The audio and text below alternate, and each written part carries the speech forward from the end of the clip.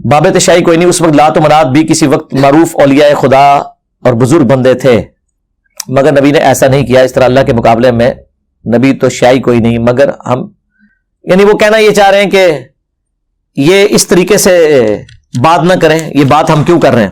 سرکار بات پھر بہت دور تک چلی جائے گی. حضرت عمر تو کہتے تھے یا رسول اللہ اجازت دیں اس کا گلا کاٹوں. وہ باب تشیع کہتے ہی کوئی نہیں تھے، وہ کہتے یا رسول اللہ اجازت دیں. تو ہم تو یہ نہیں کر رہے. کیا نبی اسلام کے زمانے میں یہ حرکتیں ہوئی ہیں؟ یہ لات و منات کی مثال دینا اس لیے غلط ہے کہ لات و منات اور ان کے ماننے والے کافر تھے. آپ کے بریلوی دیوبندی اہل حدیث شیعہ آج اپنے آپ کو کافر ڈکلیئر کریں اور کہیں اسلام سے ہمارا کوئی لینا دینا نہیں، رسول اللہ سے ہمارا کوئی لینا دینا نہیں، جو مرضی کرو، میں تمہارے بابے نے کچھ بھی نہیں کہوں گا، میں قرآن کی اس آیت پہ عمل کروں گا. مت گالی دو ان ہستیوں کو کہ جن کو انہوں نے اللہ کے سوا معبود تصور کر لیا ہے. لا علمی میں یہ تمہارے سچے خدا کو گالیاں دیں گے.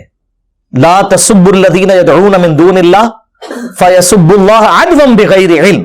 یہ دشمنی میں آگے تمہارے رب کو گالیاں دیں گے. بالکل. لیکن سرکار آپ اگر غداری کریں، نام ہمارے پیغمبر کا لیں، قرآن کا حوالہ دے کے آپ بات اپنی کریں، تو غدار کی سزا تو بھائی قتل ہوتی ہے. باب تشیع کوئی نہیں، تو بڑی چھوٹی سی سزا ہے جو آپ کو مل رہی ہے. سمجھ آئیے آپ کو؟ مسئلہ ان کی غداری ہے. نبی علیہ السلام کے مد مقابل کیا تھے؟ کافر. ہمارے مد مقابل وہ مسلمان ہیں جو ہمیں کافر سمجھ رہے ہیں اور اپنے آپ کو مسلمان. اور حالت یہ ہے کہ دین کے غدار ہیں.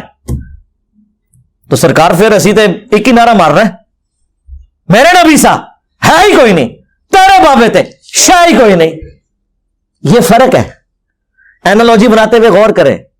آپ اگر ان بابوں کو بچانا چاہتے ہیں تو بڑا اچھا طریقہ ہے، ان کو آپ سکھوں اور ہندوؤں کے بابے ڈکلیئر کریں، ان کے ماننے والے ہندو سکھ عیسائی بن جائیں، رسول اللہ کا نام لینا چھوڑ دیں، رسول اللہ کے نام پہ چندے مانگنا چھوڑ دیں. سرکار میں احترام کروں گا، لیکن اسلام میں رہتے ہوئے ہم آپ کو اجازت دیں کہ آپ ہمارے نبی کا نام لے کے اپنے بابوں کی تعلیمات پیش کریں، تو یہ تو آپ غدار ہیں. حضرت عمر کے زمانے میں تو آپ لوگوں کا قتل عام ہونا تھا، آپ کے ساتھ وہ سلوک ہونا تھا جو مسلمہ کذاب کے ماننے والوں کے ساتھ ہوا تھا. ظاہر ہے چشتی رسول اللہ، اشعری رسول اللہ کا دفاع کرنے والے کون ہیں؟ ہاں یہ فرق ہے. سرکار غلط جگہ ہاتھ پایا جائے، میں چک پڑ لینا.